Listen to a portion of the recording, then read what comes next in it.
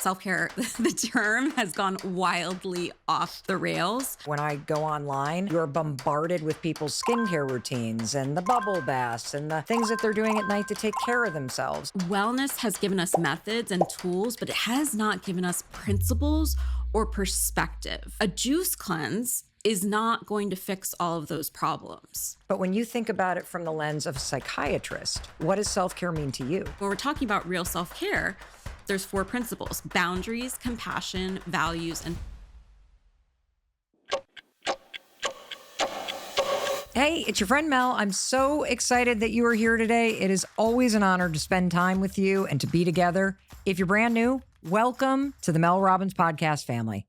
I want to just take a quick moment before we jump into this amazing topic about boundaries and acknowledge you for taking time to listen to something that can truly help you create a better life. And I'm going to tell you something. One thing that will help you have a better life is learning how to have better boundaries. Look, I'm sure you've heard the word 1,000 times, and I've even talked about boundaries before.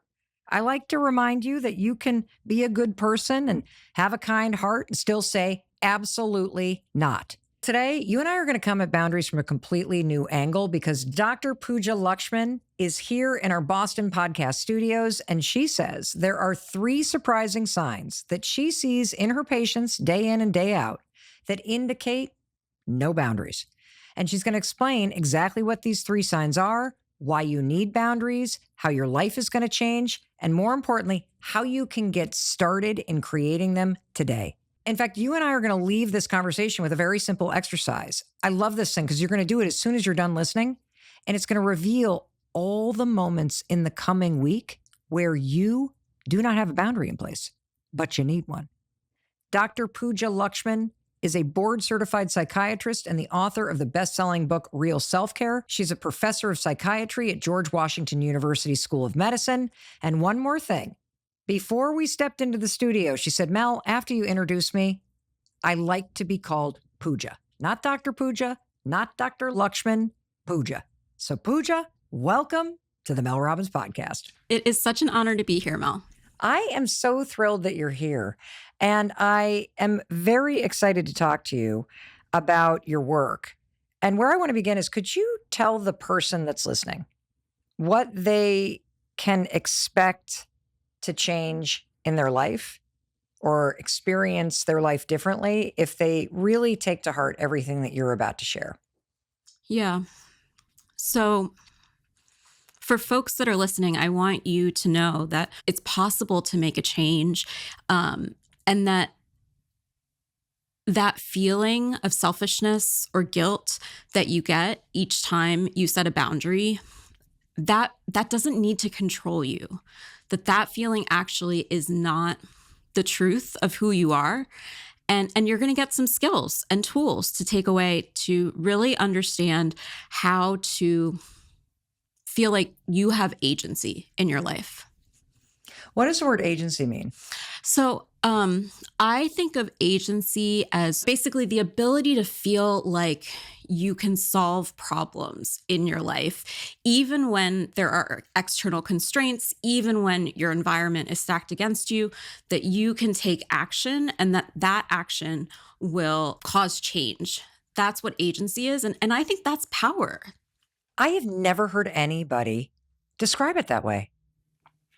I'm sitting here with my mouth open for just a second because I hear the word agency a lot, and I've never connected the dots between that word and power. But it is true because there are so many times in your life where you do feel like you're overwhelmed by everything and you have no power. And I know we're going to dig deep into 2 words that you talked about. You feel selfish or guilty. Yep. And I love that. I love that that's what you're going to experience is access to this power. Boom. Already. Yes. Already. Dr. Lakshmin is dropping the knowledge. So I saw this article that you wrote where you said that, I want to get the quote correct. You said that real self-care is not about a bubble bath. Can you unpack that for us and talk about how the act of self-care has now become a new form of us shaming ourselves? So this came to me from my patients, really. Every patient really that comes in and says, Dr. Lakshmin, I'm stressed out, I'm burnt out, I'm not eating well, I'm not sleeping well. And I feel like it's my fault because I have the meditation app. I have the yoga membership. I know I'm supposed to be doing these things, but I can't do it. And I say to my patients, like, look, this isn't your fault. This isn't about willpower. This isn't about being lazy. It's actually much bigger than that. We live in a country that still doesn't have federally mandated paid parental leave. Half of American workers can't take a paid sick day. Half of American people are living in what's called childcare deserts. The most recent statistic on childcare costs found that for Americans with 2 kids, they are paying 10% of their income for childcare. So I mention all of these numbers not to be like doom and gloom, but more to say, wellness has given us methods and tools, but it has not given us principles or perspective. So a juice cleanse is not going to fix all of those problems. I love that. So you used 2 words, principles and perspectives. What is the deeper perspective about what self-care is versus what the wellness industry is marketing to us? Because it almost feels like, when you mention juice cleanse, and I know when I go online, you are bombarded with people's skincare routines and the bubble baths and the things that they're doing at night to take care of themselves. And it's almost as if the wellness industry or the skincare industry has hijacked the word self-care. But when you think about it from the lens of a psychiatrist, what does self-care mean to you? So it's actually really interesting. When I was working on the book, I did a little research on the roots of the word self-care. And it's funny because there's 2 parallel lineages that came out in like the 1950s, 1960s. One is the social justice movement, Audre Lorde, self-care is self-preservation, but the other actually is psychiatry. So in the 50s and 60s, psychiatrists were using the word self-care to describe the choices that patients who are in locked psychiatric units could make. So like, what do I want to wear today? What am I going to eat for lunch? What exercise am I going to do? So it's, again, coming back to agency, even in the context of having so many of your choices made for you, you can still find small ways. So obviously now in 2024, like self-care, the term has gone wildly off the rails. But let me give you kind of an example for Great. Folks listening to kind of get a picture, because I know this sounds a little bit heady. So imagine that you are going to a yoga class and you go to this yoga class and you spend most of the time on the mat kind of feeling guilty because, maybe you're a mom, you should have maybe spent this hour helping your kid with his homework, you need to make cupcakes for school. So you're there in the yoga class, but your mind is feeling all this guilt and this mental load. On top of that, you're looking at the person next to you who can hold a headstand and like you can't even do crow pose. So you're comparing yourself, you're beating yourself up. You also don't really know why you're even at yoga. Like you're there because like Mel told you to go to yoga, but you haven't really internalized like what does yoga do for you? And so essentially you've given away your power. So that's one person, but then imagine a completely different scenario where you have a hard conversation with your partner and you say, hey, look, I think both of us do a lot better when we each have a little bit of alone time over the weekend. So I'm going to go to yoga on Saturday and you can go for your run on Sunday because we both know we're better parents, we're better partners when we have that time. You've set boundaries. You are on the mat and you're not beating yourself up. You are actually, connected to yourself in a nice way. And then you've actually named for yourself, what is it about yoga? Like, why does yoga help me? Maybe for you, it's the physicality. You feel strong, you're in your body. Maybe for somebody else, it's actually community. You like being in that room with other people who have same passion as you. So it's different. You have to name your own value. And through that, you have actually reclaimed your agency from the society, which is telling us, no, don't rest. Don't do anything for yourself. Instead, just keep producing, just do more, be more. So the whole kind of thesis here is that Real self-care is actually, it's not about the thing.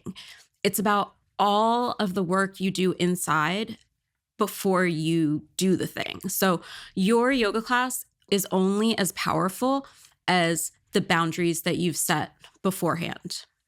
There is so much to unpack.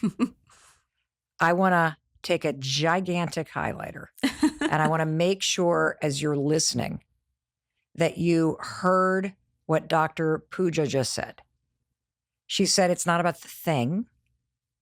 It's about the reason why you are doing the thing in the first place. And if I get back to two of the words that you said earlier, principles and perspective, that's how you access it. And I'm also in that example, which I found crazy relatable. I was thinking, how are you in my head while I'm doing yoga? Because you're right. I race there. I get on that mat. I maybe settle in for 5 seconds after looking around and checking out, like, okay, like, how am I going to size up here? Then it starts. If there's no music, I'm complaining about that in my mind. And then I'm almost immediately thinking about what I'm going to do after the class. And the other thing that I think about in that example is I have probably poured more time and energy into the mat and the towel and the bottle of water and the outfit that I'm wearing than I am about the reason why I do it. And when you go deeper and you tap into the deeper principle of what this is for and why you do it, that's how you access the power of it. And then you also gave that example with your partner, where you say, the reason I do this is not because I'm supposed to, because I see all these other people doing it, and because I'm this or that or the other thing, but because I know the deeper principle. I'm a better person. I'm better for you when I do this. Wow. Yeah. I'm going to give you something else too, that encompasses this. So real self-care is not a thing to do. It's a way to be. It's a verb. It's not a noun. It's something that you thread through all of the decisions that you make in life, whether it's how you show up to yoga or what job you choose or, who you decide to partner with. Like it really is something that is in the fabric if you're doing it right. How do you figure out how to be?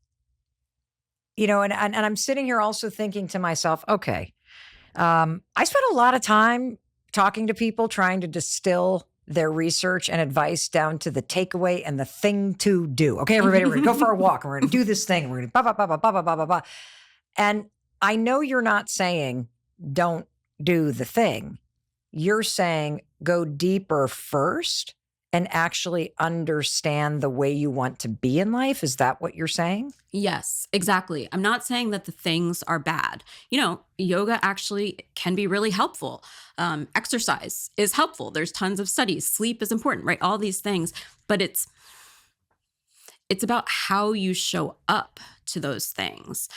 If you're not taking the time to reflect and understand how the yoga or the meditation is important in your life and really getting a sense for what it does for you, then you're just checking it off the list. You're not actually taking in the medicine or the nourishment of those activities. And I want to say, for folks that are listening, I don't want you to feel ashamed because we all do this. Like we live in a society where you open Instagram or, TikTok and it's just right. Like it's all the makeup and the yoga and all the things. And it's not, we all do this. We're all in this together. And it's not about shaming yourself. You can't beat yourself into real self-care. And again, it's just that you have to understand that the internal work, has to go along with it beforehand. Otherwise, it's just going to be empty calories. And I mean, if you're like me, yeah, you'll be really great. You'll do it every day for 2 weeks and then life will get busy and then you'll fall off. I think I just had a whole light bulb moment. So let's go to the example where you said you're online. It happens to all of us. You see a fitness influencer that looks fantastic and they're doing yoga on a mat, beach, and you think to yourself, I really need to be doing that. I need to be taking better care of that. That right there, that I should, I need to, the adding of the thing to the to-do list, that's when it becomes almost like a form of shame. Like you're Yes. making yourself wrong in that moment because you're not doing the thing that you think you should be doing. I think that is such a common experience to see a cleanse, to see somebody doing yoga, to see somebody hiking or doing whatever, and to then go, I should be doing that. And the fact that I haven't made time for that means that I am doing something wrong. Is there something you could do in that moment that truly is self-care, that being part that you're going to teach us today? Yeah. So that's the boundary, right? That's where boundaries come in. What is a boundary? I think that I'm glad that you asked that question, Mel, because I do think we see boundaries everywhere. Like you open any app and everybody is talking about boundaries. So it can be a little bit eye roll. My take on boundaries is different, and we're going to get into that. But essentially, the boundary doesn't always mean saying no. So this was an aha that I had where I kind of came to an understanding. This was I think it was 2016. I just graduated my psychiatry residency at GW, George Washington University in DC. And I got my dream job on the faculty, and I was going to be helping to run the women's mental health clinic and, bright-eyed and bushy-tailed. And my advisor, my mentor, she took me out for lunch on my first day. Mm-hmm. And she was like, I'm going to give you a piece of advice, Pooja. And I was like, oh, maybe it's about like how to dose SSRIs or, and some secret. And she was like, her advice was, you don't need to answer your office phone. You can let it go to voicemail, listen to what they want, decide, and then respond. And that's when I was like, oh, the boundary is the pause. And then you always have three options: yes, no, or negotiate. Because the truth is that no always comes with a cost, whether that is emotional or financial or political or interpersonal, right? Like no is not accessible for everybody, but the pause, you can always do the pause. So for me, in that example, it was like, okay, sometimes the phone rings and it's the front desk and they just have some insurance paperwork that they need me to sign, and I can call them back and I can say, oh, I'll do it at the end of the day. But sometimes like it's a patient who I know if she misses a day of her Adderall, her ADHD medicine, she will literally get into a car accident.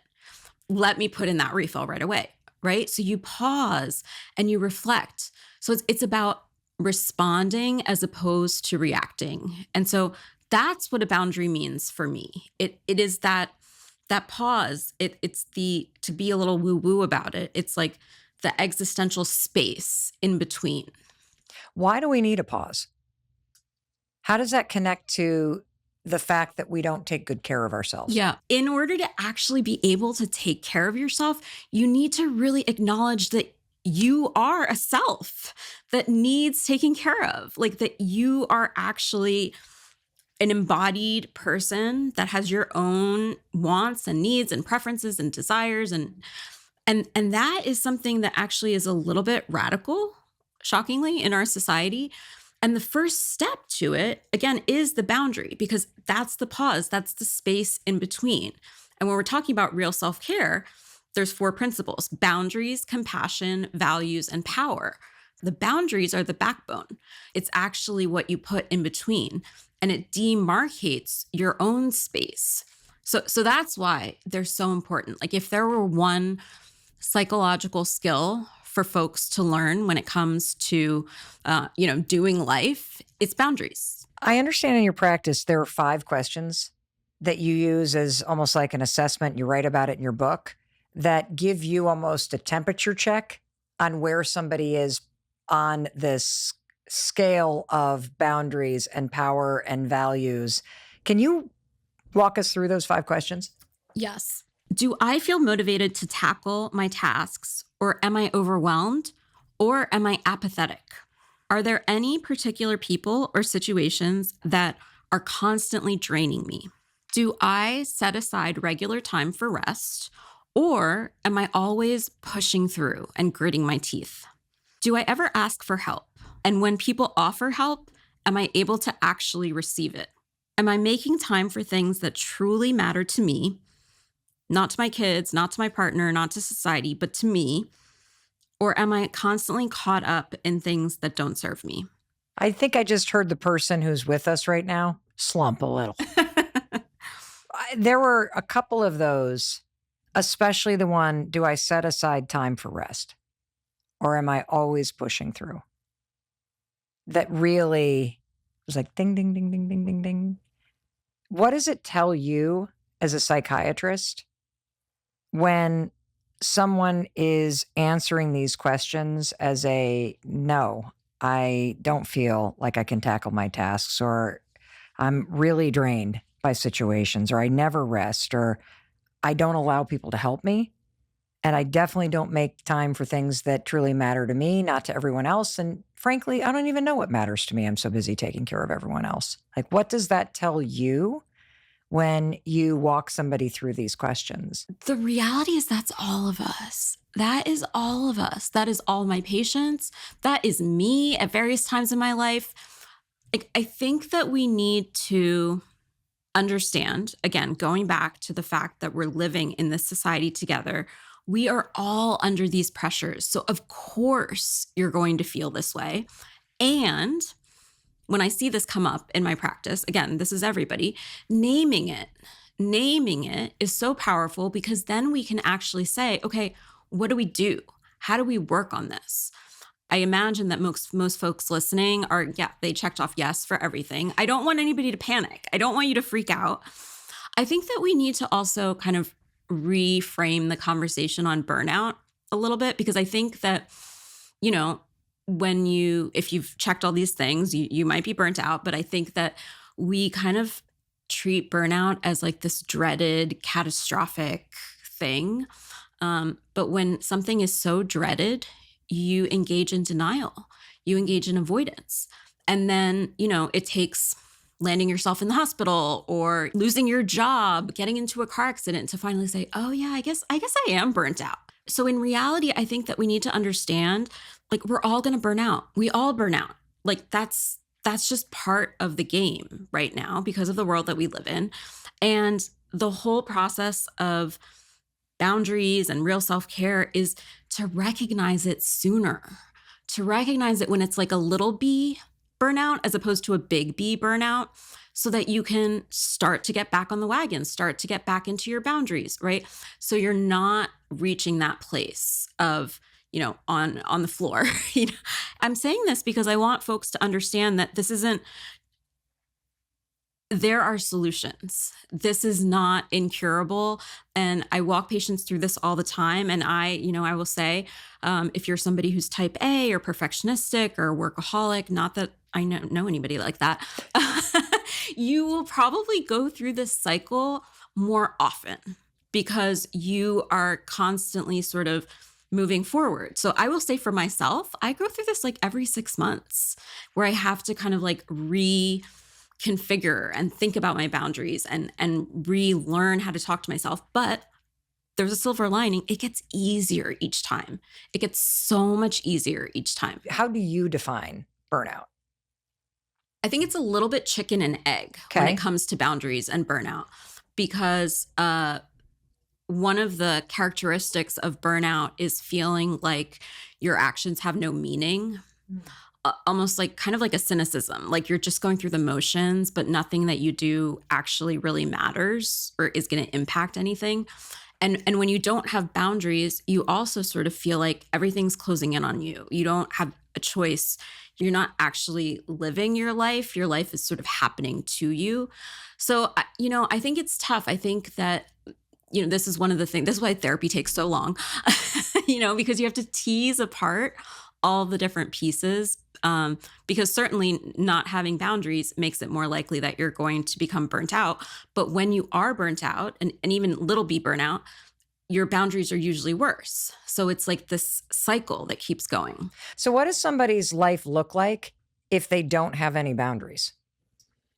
Yeah, so there's 3 telltale signs that tell me a patient doesn't have boundaries.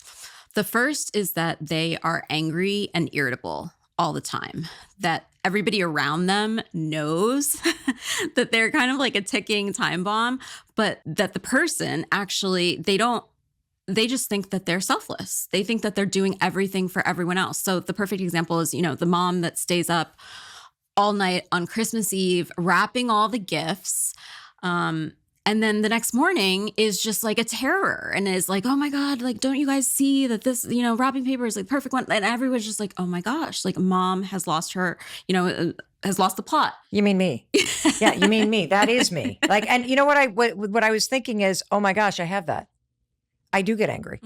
I go overboard and I get angry when I don't feel appreciated, and then I feel like a victim, and I have this whole thing where my family takes me for granted and you're not thankful enough, when really I didn't need to buy matching wrapping paper. I didn't need to go overboard and basically drive myself into the ground to make everything perfect. And instead of having a boundary with myself and stopping myself, I then become a victim and get pissed off at my family because they don't appreciate all this stuff that they never even asked me to do in the first place, and they don't even want me to do. Exactly. And that's the other thing that I see. That's the second sign is expecting everybody else to be constantly grateful and thanking you, when in fact they haven't even asked for any of these things. But you have this underlying assumption and need that people need to be pouring their thanks out to you. And then, you're resentful when you don't get it. But the reality is nobody asked for it. You made that choice. That can be a sign, right? You are expecting other people to constantly be thanking you for all of the things that you're doing for them. The person that doesn't have boundaries is constantly feeling like they are managing their life as opposed to living their life. I see this a lot with my patients who are, all women, mostly moms, right? Like you feel like you're managing your family as opposed to actually being part of your family because you haven't taken the space to, unload some things and actually allow yourself to be present. So another sign is that you constantly fantasize about escape. So whether that is, I just need to go to a retreat for a week, I just need to lay on the beach, I just need to, one of my personal favorites that I've engaged in before is I want to move to like a vegetable farm and just have this very simple life, right? Where I just farm, So the reality is those are escapes, and your mind goes there because you feel so overwhelmed and you feel powerless about actually making decisions and choices in your life. As I'm listening to you, I'm having this massive realization about boundaries. I've always known that boundaries are not for other people. Boundaries are like my rules for myself. But the mistake that I'm realizing that I made is that I've always made those rules about what I do and don't do with other people. And I've never hit that pause and truly thought about what are the rules that I have for myself that allow me to truly care for myself. And it's a completely different way to look at this topic, and why the pause then becomes essential so that you stop yourself from constantly pouring into everybody else and then running them over when they're not grateful, like I always do, or feeling like the victim or unappreciated. Wow, this is like kind of pulling on a string of a sweater, and now my whole life is unraveling before my eyes, and I realize I have a lot of work to do. I'm so sorry. Well, I should be thanking you. I'm happy to do the work to not drive myself crazy and into the ground and make my family, the villains here. So it does beg the question, though. How the heck do you start? I mean, am I going to put my hands on my hips and be like, all right, no wrapping on Christmas presents. You guys are getting them in the grocery bags this year, and you better be grateful. Like, I have a boundary. Like, how do you do this? Well, don't do that. Okay. So you want to start small. And so that means actually not with your family, because your family is actually the hardest. That's like advanced level, setting boundaries with family or in-laws. You want to actually start really, really small. Why is it hard to set boundaries with family? Because you have years and years and years of history with family that you have to undo. So, if mom has been folding laundry and putting everyone's, folded laundry in their drawers for the past 30 years, and all of a sudden mom says like, hey guys, I'm not going to do laundry anymore. Like, people are going to have some feelings. Actually, can I say something about that? Yeah. So I stopped doing laundry a couple years ago, and our son Oakley, he will admit this and he will not be like upset at all that I'm about to share it. I don't know if this is like a dyslexic thing, but he does not fold his clothes. He does his own laundry, but he will do the laundry and then it's in big piles and it's kind of thrown into drawers. And the feelings that you're talking about that people have when you stop doing something, it's not just what they have, it's what you have. Because I would walk past his room and see the state that was in, and the feelings that would come up would be like, what the? And I would have to stop myself from going in and folding the clothes and doing the things that I used to do. And so I think it's probably both their feelings that come up when you change and also your feelings that come up. Yeah, I'm so glad that you brought this up, because this reminds me of two things. You have to let go of control. You have to let the other person do what they're going to do, even if it means a messy underwear drawer and it drives you crazy. You have to let go of control. The other thing is, it's going to take longer. It's going to take longer. People are going to do it their own way. A lot of times we avoid the yes, no, and negotiate because it's just easier to say yes and just do it and get it done. And then you can just move on with your day. But instead, when you stop and you negotiate or you say no, or it's this whole thing, and we kind of trick ourselves into thinking it's not worth it. But the reality is it is worth it, because you're setting new expectations for the future. For yourself and for them. Correct. That I'm not going to get upset about this because my energy is needed elsewhere. Correct. Wow. So how do you get started if we're going to start small and not with our family? So you want to start at really low stakes risks. So very baby risks. So I will tell you, with my patients, and even for me, at times, it's remedial. It's like, I am going to sit down and eat lunch. You mean like actually eat, but not stand Yes. and eat and work and talk and eat? And not in front of my computer. Yes, I'm going to sit down at a table and actually eat lunch. I have a patient who is a healthcare worker. And so, as we got to working on these things, we realized she can go an entire 8-hour shift on the wards working and not eat anything and not drink anything, not even have a sip of water. So we start small, we start really basic, okay, every hour you're going to go to the nurse's station and you're going to drink some water.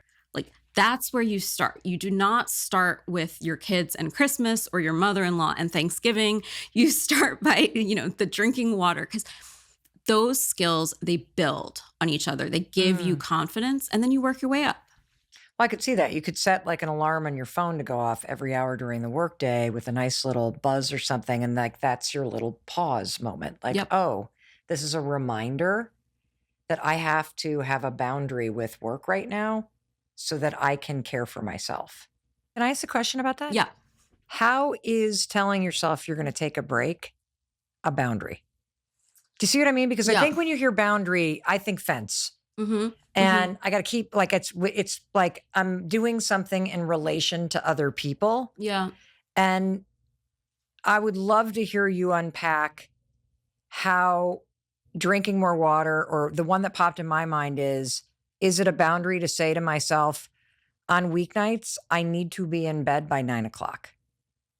And what does that even mean in the context of how you think about boundaries as a psychiatrist and how we can learn this fundamental skill? Can I ask you some questions? Of course. Tell me more about how you made that limit for yourself. What limit? I need to be in bed by 9:00. Oh. What led to that? What did you notice that led to you saying that to yourself? It's a great question, and I'm going to answer it. And I want to invite you, as you're listening to the questions that Pooja is asking me, to think about the boundary that you need to set and how you would answer these same questions for yourself. And so would you ask that question again? Yeah. So I want to understand a little bit better why you chose that limit. Why getting in bed at 9 o'clock was something that felt important for your well-being. What was the decision-making process and what was going wrong that led to it? I know that when I get a great night's sleep, I feel better. I have a better day. I'm a kinder person. It allows me to show up for myself and for my family and for my colleagues at work. And if I don't get in bed by 9 o'clock, what ends up happening is my husband does. And then I tell myself, oh, I'm just going to do a couple things quickly and then I'll be in the bed. And then, like a lot of people, I find that 2 hours goes by and I've either spent it on my phone or I have watched another episode of a series that is not that important, or I have futzed around. And now all of a sudden it's 11 and my husband is sound asleep. And I'm thinking, oh, I should have gone to bed. And so now I'm making myself wrong.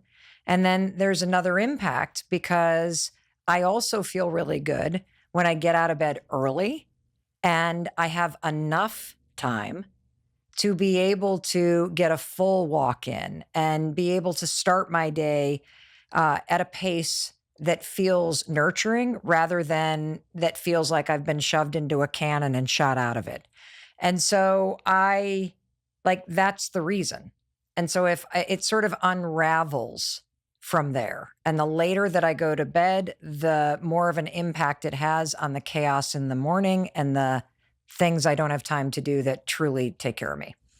Got it. Okay. That was a long answer. Yeah, I'm no, sorry. that's great. That was great. And for folks that are listening, I want you to be thinking through all of these different steps, and the answer that I give, I want you to try and apply it to the specific situation in your life. So what I'm hearing is the decision to go to bed at 9 is the faux self-care. The who? The faux self-care. Faux? You mean like fake self-care? Are you shaming me, Dr. Pooja? I mean, what is going on here? So there is fake self-care? Yeah, it's when I say faux, I mean it's the superficial level. The real self-care is actually all of the decisions that you made to get to that place of going to sleep at 9 p.m. Because for another person, their bedtime could be 11. Somebody else, their bedtime could be 7. So the reason that we're putting that label on it is so that everybody knows that their real self-care is going to be different. Oh, so the bedtime is the thing. The bedtime is the thing. And I'm focused on the time I'm going to bed, just like we were talking earlier about focusing on going to the yoga class. And the class and the bedtime is the thing that's superficial, the thing that you have to do, the thing that turns into the shame when you don't do it.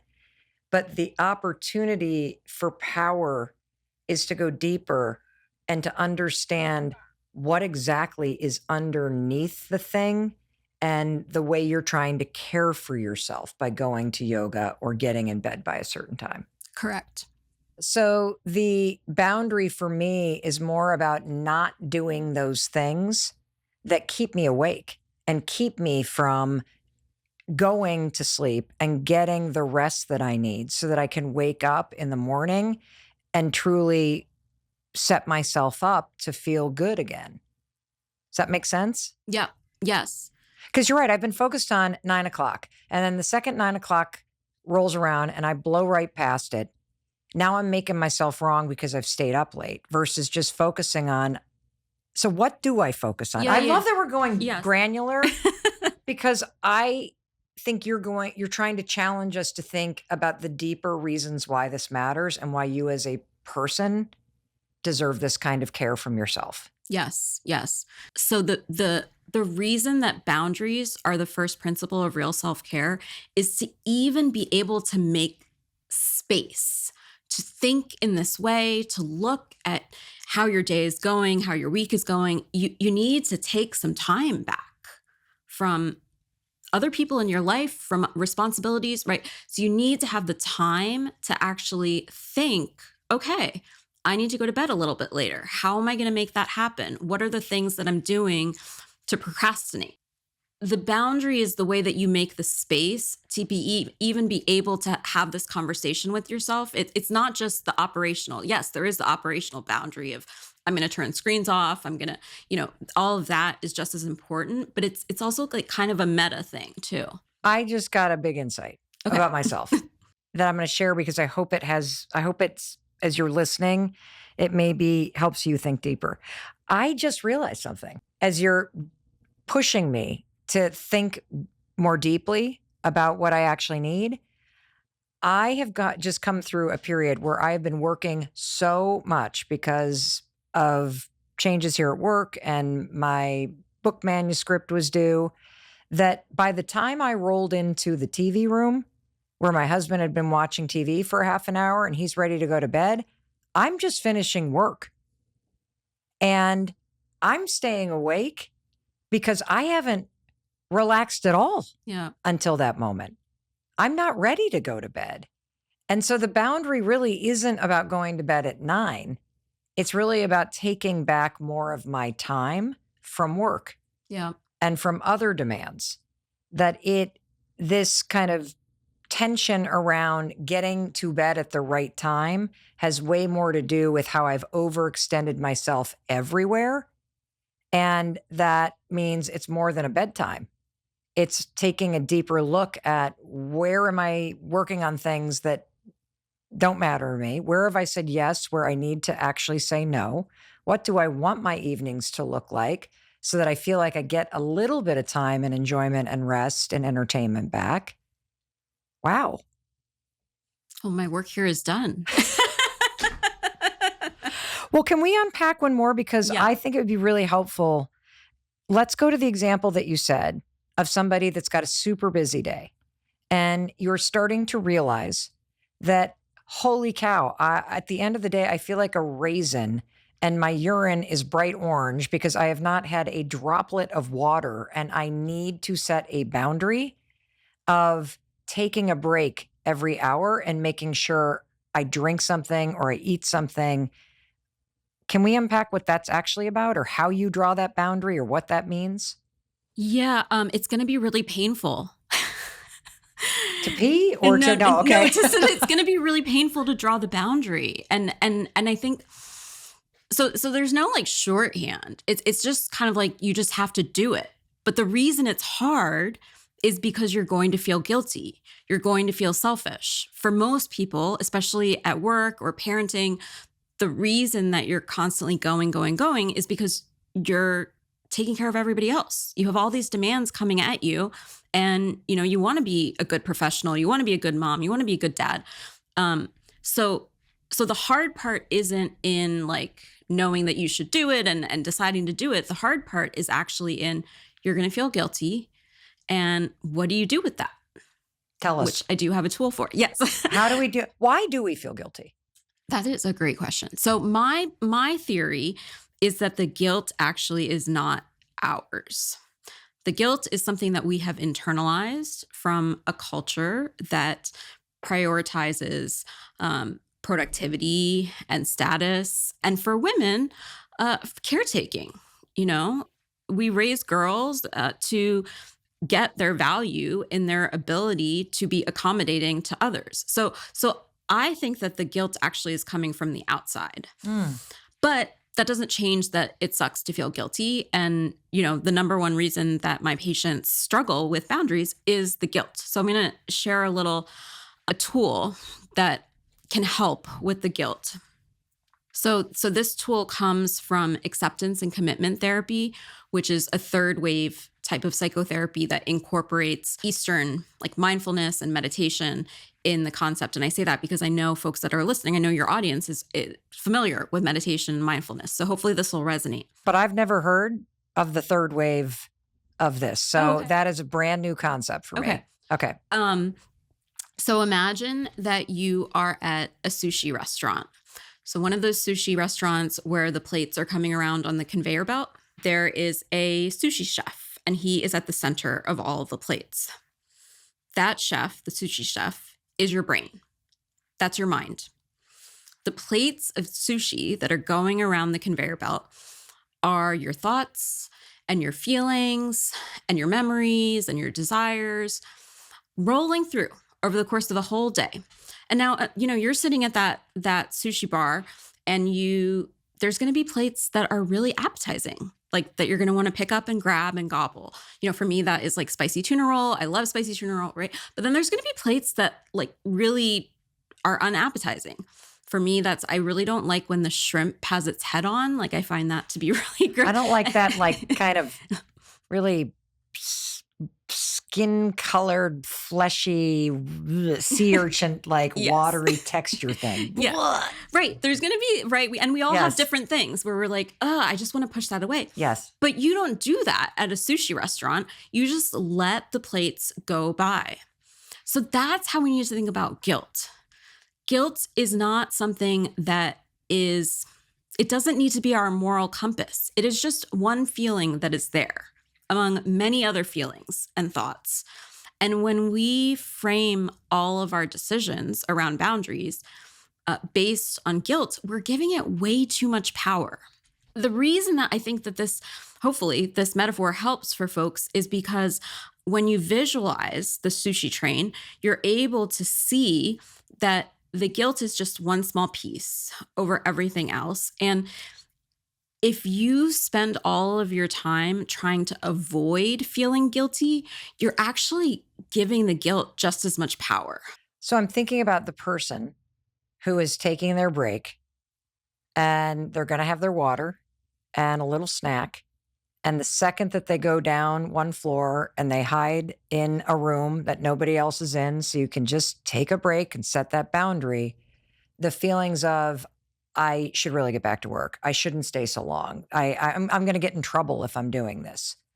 You're saying every one of those thoughts are just a sushi plate of sea urchin going by, and you can just let it come and let it go and stay and have your water and keep in the pause. Correct. Your job is to learn how to tolerate the guilt. And, I know that this is difficult, but the good news is that as you start to practice it, it becomes easier. The volume goes down on the guilt. It never completely goes away, again, because it's constructed from the outside, but it gets so much softer. It becomes more of a whisper, and you're able to be like, it doesn't bother you. How do you counsel a patient who is coming to you and the guilt is related to being a single parent, or related to caring for an aging parent, or somebody that is going through an illness and it's just nonstop? How do you handle boundaries and truly caring for yourself or asking for help in those situations? People who are in those situations usually are in fight or flight. Their nervous system is hypervigilant and stressed for good reason. They are carrying so much responsibility. So the first piece is just to acknowledge the grief, really. Just acknowledge how hard this is and how much it sucks, really. That validation goes a really long way. After that, there's a couple things. One, recognizing that by setting a boundary, by pausing, you're not always going to be able to say no, right? The boundary is the pause. Understanding that will feel uncomfortable because there are a lot of people depending on them, but they have to start somewhere small, right? We're talking about the small things, the feeding and watering yourself, and you'll be able to work up to the bigger things. And acknowledging in those situations, like, yes, there is going to be a cost. Like, balls will drop. Nora Roberts talks about the rubber balls versus the glass balls, right? You need to know what those rubber balls are. Can you give us examples of what they are? Yeah. So it's things like, I have 3 kids, and they're all in different schools. And those schools each one is like 30 minutes from the other. Do my kids really all need to go to schools that are 30 minutes from each other? That is a choice. That is a choice that you have made. Here's another example. And I talk about this in the book. I'm the one who is taking care of my father. My mother passed away. I have other siblings, but they are not contributing at all. And I've been taking this. I've been taking this for years and years and years.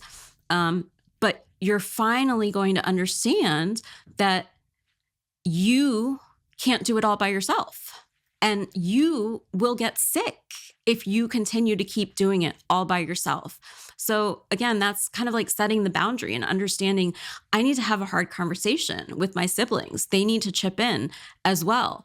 How do you coach somebody through that? Because that's such a common thing. Yeah. Where you're the one that's close by. Yeah. And maybe your siblings aren't. And you've asked for help, but it doesn't come. Yeah. Like, how do you have that boundary? Because so many of us feel like, well, I'm not just going to let my father rot Yep. alone as a way to make a point to my siblings. How do you truly ask and like demand an effective way to get the support that you need? So it depends a little bit on the circumstances. So you have to think about how intact are the relationships that you have with your siblings? Mm-hmm. Do they have the capacity to help? If they don't, then you need to make that decision for yourself that you are going to find help in other ways, that you are going to move forward regardless of what they're able to do or not able to do. Again, I mentioned grief earlier. Being able to process the fact that this isn't fair, that's important. Like, you need that space to be able to acknowledge that, but then also, despite that fact, still find a way to advocate for yourself. It might not be with your siblings because maybe they're just really not going to chip in. They're not going to help. Maybe it's, getting some help around the neighborhood. Maybe you have a babysitter that used to help you when your kids were younger, and maybe they can come around. Maybe it's, finding some activities for your parent. Like, it's never going to be something that completely takes away the feeling of burden in some sense. I know that that's a loaded word, but you have to start with small things. Like, it's not like you can just say like, okay, I'm setting a boundary and here's the boundary. No, you have to kind of be more surgical with it. Well, one thing that I often see that surprises me, and I haven't been in this situation, so it's easy to kind of look on the outside and think I'd do something different. But I have a number of friends who became the primary caretaker of an aging parent and no support from siblings. But then they would make the mistake of thinking they should consult their siblings about the decisions. And so to me, if there's not an equal sharing of the burden, you actually have no seat at the table to make the decisions. Yeah. And that to me is one of those choices that could be a boundary in that situation, like where your own behavior isn't creating enough space between you and the situation to make decisions that feel more powerful for you because of the guilt. You talk about selfishness. You said guilt and selfishness are the two emotions that come up. How do you deal with selfishness? Is it the exact same thing as the sushi plate? Yeah, so the sushi plate definitely helps for sure. One of the other things that I think about with selfishness is just the fact that we're kind of constantly ping-ponging back and forth between selfish versus selfless. And obviously for women, selfless is something that is really put on a pedestal. And selfish is something that is, this dreaded outcome. When in reality, the healthy way to be living is to be in shades of gray, to be in the middle place. I mentioned earlier that one of the signs of not having boundaries is to feel like you're managing your family as opposed to being part of your family. I'm not saying that every single decision, is according to your preference. It's like maybe 1 out of every 10 decisions that you make is according to your preference. That you're actually including yourself. I find that when my patients feel selfish, it's usually because they are engaging in some sort of black and white thinking. They're kind of all or nothing. Either I'm selfish or I'm selfless. And the reality is it's a middle ground. What are the top 3 boundaries that you find that people really need to set in their life? So one of the biggest things is all of the decisions that you make as a parent, whether that is when your kids are really little, around like, how you're going to feed your kid, how you're going to get your kid to sleep, who's going to take care of your kid, all the way up to, what college is my kid going to go to? What are they going to do with their life? Which, Mel, I know you just completed. The boundary is not ruminating so much about all those these, not assuming that you have so much control. So I spend a lot of time with my patients kind of helping them understand that these things in parenting don't need to be constantly litigated in your mind. Of course, work is such a huge, aspect of what I talk about with my patients, and just a lot of things that you said too, Mel, like being able to disconnect, finding a way to let go of, whatever work project or whatever dynamic that's going on with your boss, and giving yourself permission to let it go. How do you do that when you're worried about getting fired? And I'm not saying that you're doing a bad job, but I am shocked at how quickly I see this, especially like with my adult kids or with friends who they're clearly in a situation that's not working for them. But it's like, but I can't get another job, but I got bills to pay, and so there's this narrative in your mind that is so fear driven that is a part of this dynamic where you've lost power. So how do you begin to start to set boundaries at work when you've convinced yourself you have no power and you need this paycheck? There's a couple things for this. So one is, again, I keep going back to the start small. The reason for that, the reason for the, drink water, take lunch, is because that's a small risk. That's a small risk. And then you can see how your boss reacts. You can see how your coworkers react.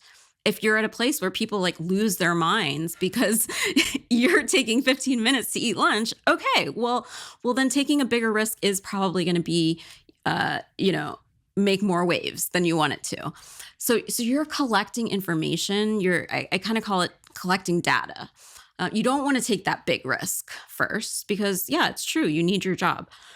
The other thing that I would say is I find that there are places that we can exert agency that might be hidden or are not sort of top level that you are constantly thinking about.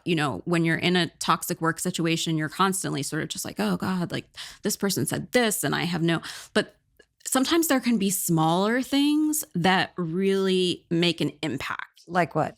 So I experienced this actually when I was a medical student, which talk about no agency, right? You're just on this conveyor belt. I was in a surgical rotation that was very toxic. And I realized I was miserable. I realized my team, they never called me by my name. They were just Ever? No, they were just hey, med student. Hey, med student. My boundary, I couldn't leave. I was in med school, was every time somebody said that, I would be like, oh, my name's Pooja. And that had me feel a little bit okay, I'm, exerting myself. I don't actually think that's a small example. And the reason why I don't think that's a small example is because everything that you're teaching us is about caring for self. And that requires you to have a level of self-awareness and respect for yourself that you, in these moments, will advocate for yourself, will ask for what you need, will tell people the correct pronunciation of your name or that this is my name. Mm-hmm. And I do believe that you do reclaim your power in the tiniest of moments because there's so many times during your day where you just let something slide. And those are examples, whether it's somebody who belittles you or disrespects you or mispronounces your name and you just kind of let it slide, that you don't honor yourself and what you need. And so I think that's a big example. Thank you. You're welcome. And it's important to point out, and I'm going to go back to the water because I remember when I left my job as a public defender in New York City and we moved to Boston. And the only job that I could get in the legal field was working for this huge law firm because I was not licensed in the state of Massachusetts. So I couldn't do trial work. And I freaking hated that job. And I remember there were a couple times that I went outside the office for lunch and I came back and I was not admonished, but one time it was a friend who was like, dude, the partner was looking for you and they couldn't find you and they're really upset and you weren't in the building. And, I wouldn't do that. And it was this huge moment where I immediately felt like I had no power over my life. And so I came up with all these little strategies, one of which was if I would go out, I'd leave my jacket on my chair. And I also moved my desk so they couldn't walk by and see my computer, but that they'd have to look in and see the back of just small ways to kind of, and every time I would leave the building, it was this tiny little act of defiance, but it was a boundary and a way for me to say, I still have some agency here. And I think simply doing these small things first help you do the bigger things later. How do you even know if you're starting to practice this type of deeper care for self? I wouldn't even call it self-care. It's like care for self, which feels like you're getting at the heart of truly caring for yourself. What would your life feel like if you, I guess maybe can you describe, because sometimes if you're like, drink water, like really, like let yourself relax at night, Mel. Yeah. Don't put the pressure on a bedtime. What's available to you? Yeah. Oh, I love that. I love how you just said that. When you're practicing these principles and you're applying them to your life, you feel like you have choices. You're able to actually take a step back when somebody asks you for something or asks you to do something and consider it. You don't feel pressured. You feel like you can take your time. And that doesn't mean that every single thing in your life you're going to push back and say no. No, it's like you pick your battles. You're able to do this pause and say no, and the guilt will be very small. It'll be a whisper. It'll be a whisper, not something that overpowers your whole life. You will have feelings of flow, really, where you're engaged in activities or with people where time kind of falls away and you're fully present. You will be nicer. You will be a nicer person to be around. Those are all of the signs that it's working. And I want to say a couple things with this. One, this isn't a game of perfection. Like, this isn't something you win. This is something that you're constantly practicing. So it's not like, oh my gosh, I have to be like the best person in the world. I need to get an A in boundaries to be able to do this. No, you can get a D in boundaries and you're just climbing your way up. Like, we're constantly just taking baby step on baby step on baby step, and you will fall off. You will fall off. And then you just come back. You just come back. Like, that's the whole thing. It's not like you achieve this and you check it off your list. It's more like you use it as like a thermometer, like that I have in the book. It's like you're assessing yourself. And then when you find like, oh, okay, I'm like getting a little off here, let me look at what's going on. Let me start to think about how I'm spending my time or my energy. The image that just came to mind as I was listening to you, and it's really changed the way I am looking at boundaries right now. And that is like, I see a force field. Mm-hmm. Like, it's almost like you're erecting a personal force field between you and the world.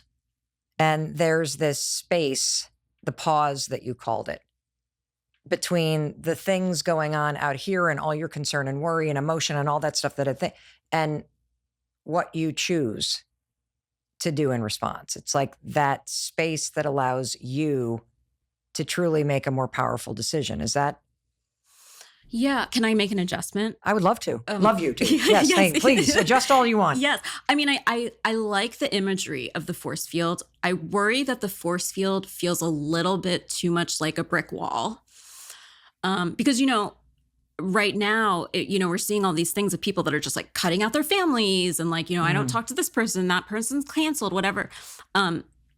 A healthy boundary is actually, it's like, those big trampolines people have in their backyards? Yeah. And then there's the mesh net. Uh-huh. That's what a boundary should be like. It's flexible. It's give and take. And yes, certainly there's going to be times where it needs to be like more sturdy and more firm, but the goal of a boundary isn't to always keep people out.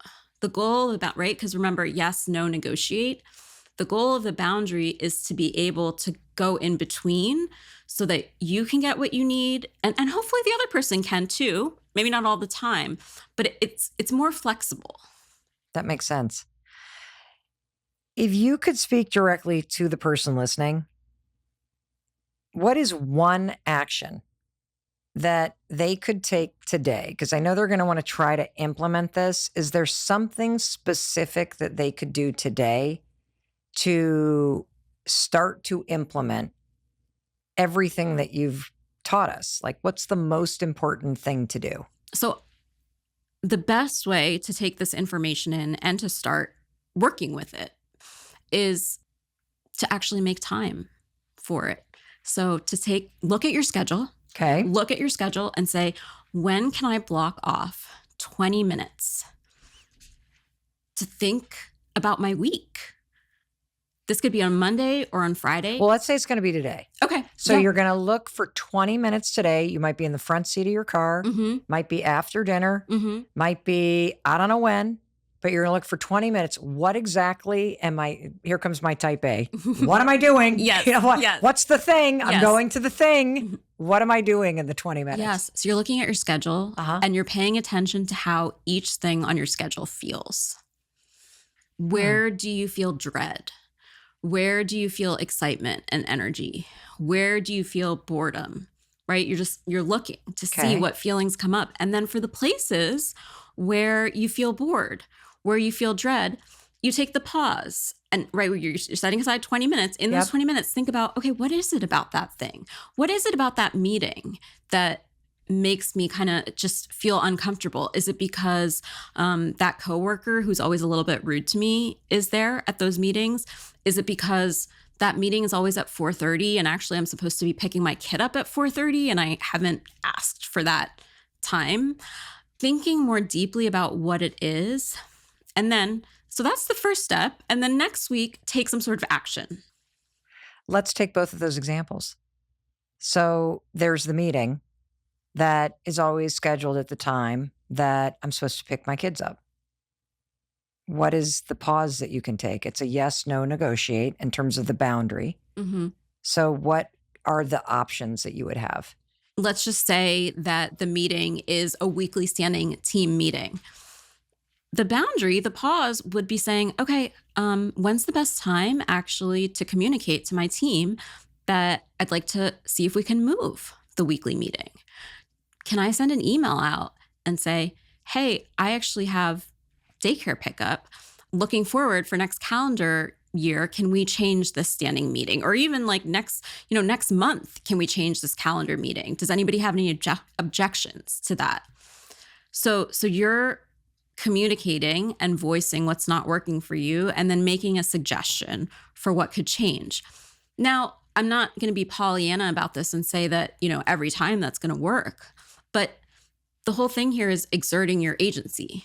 If you don't ask, it's never going to change. I love this example because, first of all, taking the 20 minutes today is a pause. Yes. This is you pausing from just racing through your day and racing into the next week. And then scanning your calendar for the next week and looking at every obligation from the sense of how does this make me feel? Is you pausing again and dropping deeper into the principles that you were talking about and your values and really like asking yourself, what is coming up for me? And then the coaching that you just gave us to then further pause and say, what requests can I make? What can I negotiate? What could I say no to? What do I need to say yes to? That's another example of you actually excavating agency and power that you had no idea that you had because you have been so busy racing from one thing to the next. I get it now. I get what you mean, that it's in the pause. that you will find your power and the agency that you have to make small adjustments and requests and to say no and to let the guilt rise up or not in that pause. Wow. What are your parting words?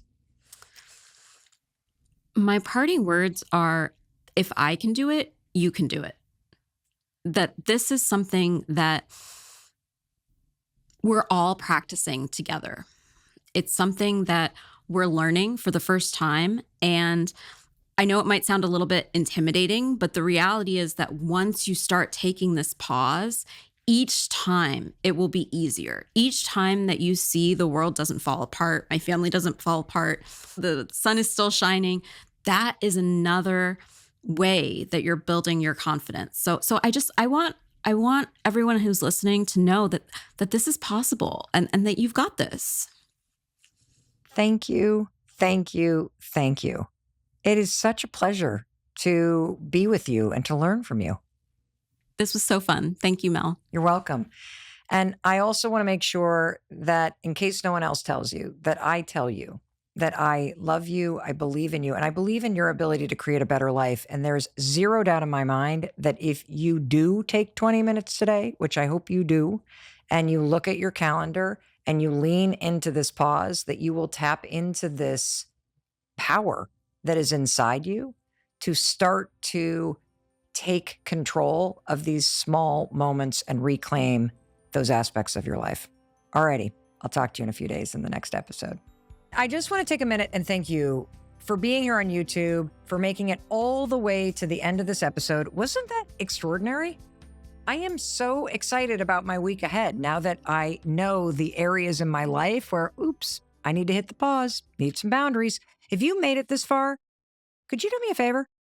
Could you click here? I guess I'm asking for what I need. Could you click there and subscribe to the channel? It's free. And one of the reasons why this is so important, because it lets me know that you enjoy the content. It supports the team. It helps us bring videos and amazing experts to you every single day.